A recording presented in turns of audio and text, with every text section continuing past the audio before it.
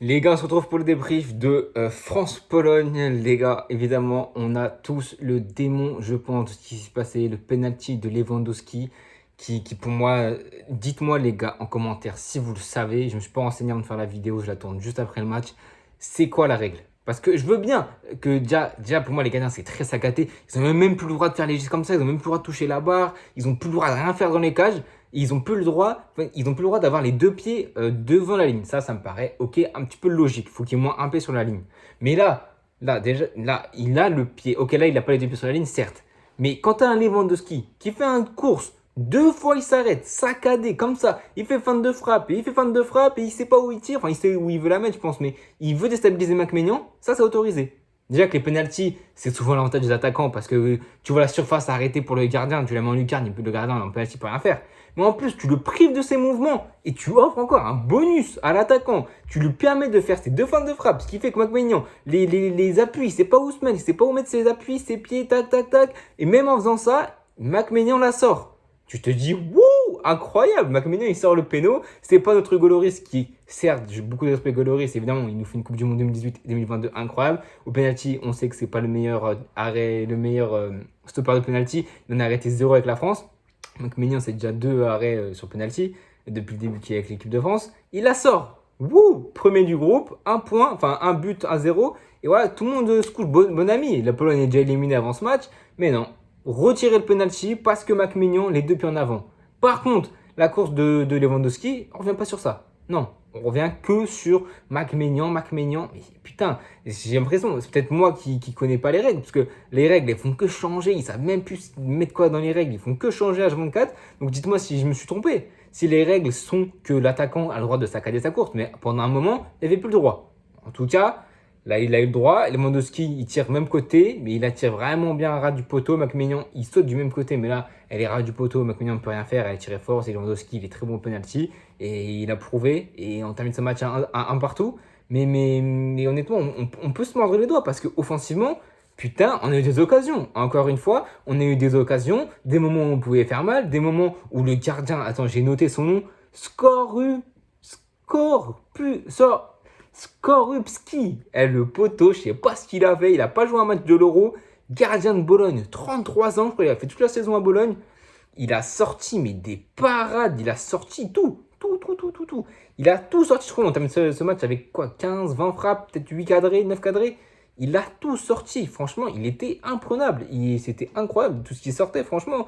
Et il aurait été le début de l'Euro, peut-être que la Pologne prend pas autant de buts et c'est pas aussitôt éliminé. Mais franchement, il a sorti de vraies parades. Et putain, là, j'ai le démon parce que c'est déjà c'est ce nul. Nous, évidemment, on était qualifiés avant ce match parce que la Pologne, 0 points.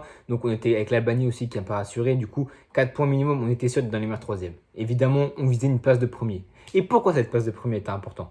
Parce que là, avec du coup ce nul, dans le même temps, l'Autriche s'est défait des Pays-Bas avec un but de Marcel Sabitzer à 10 minutes de la fin. Victoire 3-2. Ce qui fait que les Pays-Bas finissent 3e, la Pologne finit 4e, Pays-Bas 3e, meilleur 3e, donc 4 points, il n'y a pas de problème à se faire. La France 2e et l'Autriche 1er. Moi, j'avais dit que les 3 équipes allaient se qualifier. Et moi, j'avais dit juste la France 2e. Je l'avais pré-shot la France 2e. Et j'avais juste dit que les Pays-Bas 1er, Autriche 3e. Ils ont inversé. Mais franchement, du coup, ce qui fait que maintenant, on n'est plus dans la partie tableau facile, puisqu'il n'y a aucun match facile en élimination directe. Mais un petit peu plus abordable. Non. Là, Portugal, Allemagne, Espagne. Point barre. Et puis là, on peut se retrouver catastrophe parce que du coup, notre huitième de finale, c'est plus contre le groupe F, Portugal, Turquie, Géorgie, République tchèque. C'est contre Slovaquie, Ukraine, Roumanie, Belgique. Ils sont tous à 3 points, ils jouent tous demain. Donc demain, on est fixé sur qui on affrontera en huitième de finale. Ce sera le deuxième. Là, on peut taper la Belgique en huitième, le Portugal en quart, l'Allemagne et l'Espagne en demi. Et en finale, peut-être l'Angleterre si parce que j'ai regardé le tableau tout à l'heure, là, c'est Portugal, Allemagne, Espagne, et peut-être que ça, on peut avoir, je crois que c'est un Allemagne, ou c'est Espagne ou Allemagne contre l'Angleterre si l'Angleterre finit deuxième. Parce qu'ils ne sont pas encore assurés d'être premiers. Il peut finir troisième, l'Angleterre. Ils jouent tout à l'heure, là, au moment où je vais tourner la vidéo, au moment où je vais finir la vidéo, sera postée, l'Angleterre sera en train de jouer. Donc, il ne faudra pas on est peut-être tombé dans un des. Enfin, c'est pas peut-être, on est dans la partie tableau la plus compliquée. Et là, par contre, si on arrive en finale en éliminant le Portugal, en éliminant peut-être la Belgique, en éliminant l'Espagne ou l'Allemagne, et qu'on va en finale, on pourra pas nous dire qu'on a n'importe de quoi faire. Et ça va être très compliqué, mais il va falloir rentrer dans le dur. Mais quand tu vois l'animation offensive, cette fois, putain, Barcola, il a fait du bien. Mais il a fait du bien, Barcola. Barcola, je veux plus voir Marcus Thuram en équipe de France. Maintenant, Didier Deschamps, il a vu, ça a été clair, à l'élimination, à la vitesse tout simplement, sa capacité à partir, s'arrêter, partir, la pointe de vitesse en 2 secondes. Mais Barcola est, je ne vais pas dire indispensable, ce serait quand même gros pour un joueur qui connaît sa première titularisation en équipe de France. Mais il a démontré en 4 minutes, en 10 minutes, plus que ce que Marcus Thuram a démontré depuis le début de l'Euro. Il a été titulaire les deux matchs, Marcus Thuram. Donc à un moment donné, il n'y a plus de questions à se poser. Ça sera Bradley Barcola dans ce côté gauche, Kylian Mbappé en tant que numéro 9 et Dembélé à droite. Et même si Dembélé, sa première mi-temps, putain, il y a du déchet. Et on le sait, Dembélé, il a beaucoup de déchets. Il fait là, par exemple, c'est quoi, je l'ai noté, c'est combien de minutes que Dembélé qui rate un face-à-face, là, c'est... moi, je sais plus c'est combien de temps, mais il rate un face-à-face contre encore Skurpuski, là, il lui fait encore une parade. Mais voilà, c'est pareil, c'est Dembélé, toujours des problèmes à la finition. Putain, tu le sais qu'il va jamais cadrer. Tu te dis, quand il prend... Voilà, on sait qu'il frappe, on se dit, allez, putain, vas-y, mais cadre-là un peu. Même Didier Deschamps, il y a eu un plan cam sur lui, il a dit, il a crié cadre, parce que, putain, il était tellement bon à l'élimination. Dembélé, par contre, ça, on ne peut pas lui retirer ça. Certes, à la finition, c'est un clampin, mais par contre, pour ce qui est d'éliminer, qu'est-ce qu'il a fait mal. Qu'est-ce qu'il a fait mal à tout ce côté gauche polonais. 5-4-1. Et frère, ils étaient mais alignés tous, et il a fait beaucoup de mal à cette défense. Il a beaucoup de dribbles réussis. Si tu me dis qu'à la fin du match, il a 6 dribbles réussis, 5-6, ça me choquerait même pas. Parce qu'il a fait tellement de mal, il provoque un carton jaune, il provoque le penalty, enfin un but inscrit par un Français. Parce que oui, premier but contre l'Autriche, c'est un CSC, tout le monde le sait. Deuxième but, mais il n'y en a pas eu tout simplement contre les Pays-Bas. Et la troisième but, penalty de Kylian Mbappé qui met par ailleurs son premier but de l'histoire de sa vie à l'Euro parce qu'il avait jamais marqué à l'Euro 2021. Et là, il marque son premier but contre la Pologne, son troisième but contre la Pologne dans sa carrière. Franchement, Dembélé, il est très très bon en élimination, je dis pas, mais toujours dans dernier geste. Que ce soit à la passe, que ce soit le QI foot tout simplement, j'ai l'impression que Dembélé, ça sera toujours aussi frustrant et c'est tellement dommageable. Mais franchement, défensivement, défense de fer, encore une fois. Là, franchement, c'est certes Upamecano, il y a encore des incertitudes. C'est à cause de lui, je ne l'ai même pas pensé, mais c'est lui qui crée le penalty. C'est une faute, il tape le pied. Bon, évidemment, pour moi, le penalty, il n'y a rien à dire. Il y a péno tous les jours. Mais Upamecano, c'est trop. Voilà, c'est toujours une incertitude. Il fait pourtant un match solide. Hein. Pour moi, la défense, elle est solide. Hein. Théo Hernandez, c'est solide. La charnière, elle est solide. Que ce soit à côté droit, Jules Koundé, voilà, barcelonais, je suis madrilène, mais Jules Koundé dans ce poste de défenseur droit, il s'est vraiment étoffé. Il fait un début d'Euro splendide, dur sur l'homme, solide, précieux. Il apporte des fois offensivement.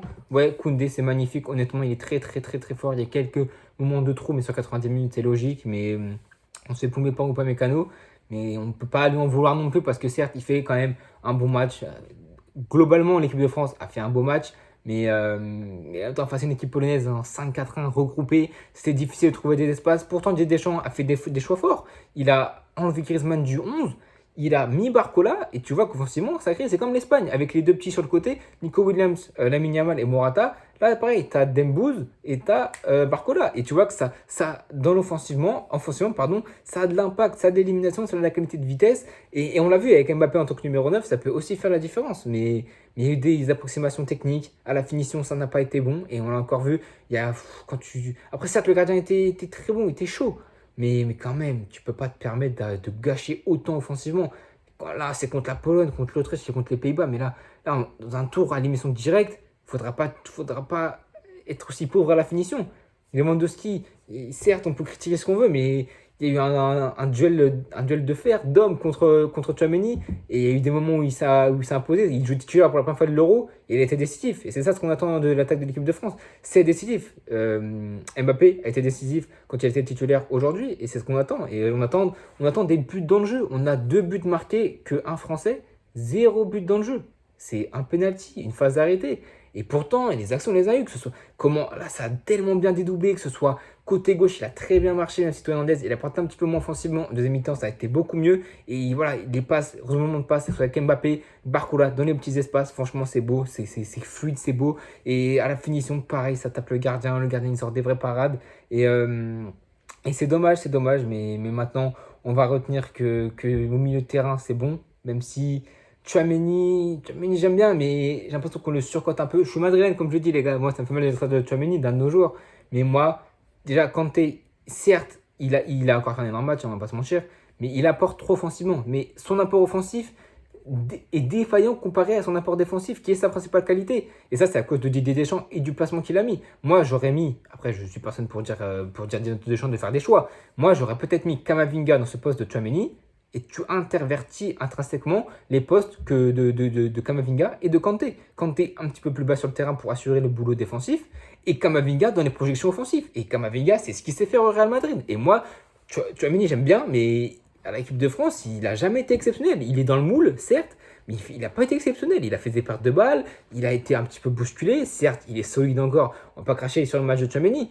Mais moi, j'aurais mis un Kamavinga dans son poste et j'aurais interverti Kamavinga et Kanté pour assurer un poste beaucoup plus défensif. Tu vois que Kanté, il était là offensivement. Mais certes, c'est bien qu'il soit là offensivement. Mais ce qu'on attend de Kanté, c'est qu'il soit là défensivement aussi.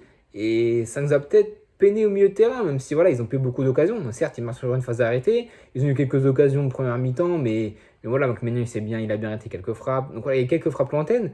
Dans le jeu, on n'a pas été trop inquiété, j'ai trouvé, mais et ouais, c'est peut-être des changements à faire. En tout cas, Didier Deschamps nous a écouté, enfin, s'est écouté lui-même et ses adjoints, hein. Il a mis Barcola, il a viré Marcus Thuram. Choix étrange de ne pas mettre Griezmann, mais ça a payé parce qu'on sort de match 75 minutes, on gagne 1-0, donc c'était un choix payant. Malheureusement, on se fait avoir bêtement par une faute individuelle de Upamecano. Mais ouais, Didier Deschamps, toujours là, toujours présent. Peut-être que maintenant, prochain match, on ne sait pas vraiment s'il compte ne pas utiliser Griezmann. Et ce qui paraît, il avait l'air un petit peu émoussé, Griezmann. Donc peut-être le choix de Didier Deschamps de ne pas le mettre. Même si mais voilà, moi je pense qu'au milieu de terrain, je ferai milieu de terrain Rabiot, Kama et N'Golo Kanté. Après voilà, tu te dis ça, mais du coup Griezmann il joue pas. Et Griezmann c'est quand même la pierre angulaire de cette équipe, mais il est moins fort, la vérité. Tu t'es dans un cycle avec Griezmann qui, dès qu'il y a eu un gros tournoi français depuis 2016, tu as eu un gros Griezmann. Et là, les deux premiers matchs, Griezmann, son apport offensif est très maigre, il apporte peu offensivement, défensivement, il a moins un gros volume de jeu. Et c'est peut-être pour ça qu'il paye les pots cassés aujourd'hui et qu'il est remplaçant.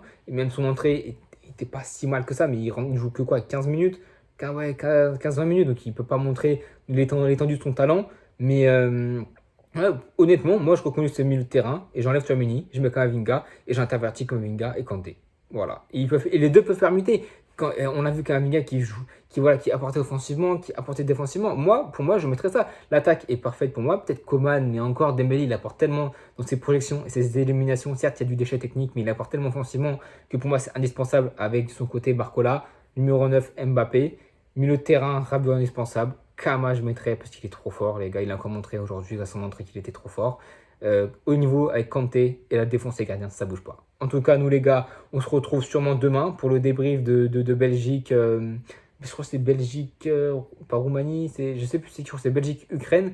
On va se retrouver, je pense, demain. Je vais faire une vidéo pas récapitulative, mais du débrief de match de la Belgique ou du débrief du match simplement de quelle équipe on affrontera en huitième de finale. Car c'est le plus important. Là, tout à l'heure, il y a Angleterre-Slovénie, il me semble.